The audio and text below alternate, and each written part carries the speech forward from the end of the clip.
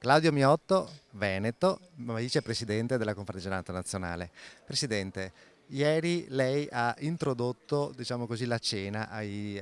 parlamentari europei, ai dirigenti della Commissione europea, augurando a tutti buon appetito con degli ottimi prodotti, però non ha mancato di ricordare alla platea che l'Europa deve stare un po' più attenta sulle sue regole perché può mettere in difficoltà delle filiere importanti per noi.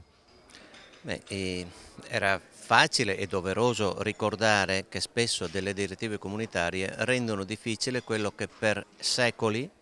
è stato un lavoro che ha dato qualità, ha dato da vivere alla gente senza creare danni, e di punto in bianco qualche norma dice che questo non è più possibile. Allora era un invito anche ai nostri rappresentanti in questo Parlamento, un'istituzione estremamente importante che riconosciamo,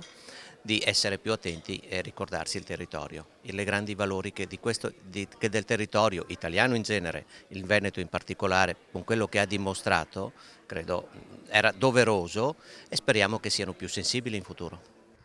Sì, l'attenzione forse c'è, però aver assaggiato i nostri prodotti può darsi che gli abbia fatto provare dei gusti diversi e magari nel momento in cui fanno delle leggi si ricorderanno di questa serata. Sì, allora,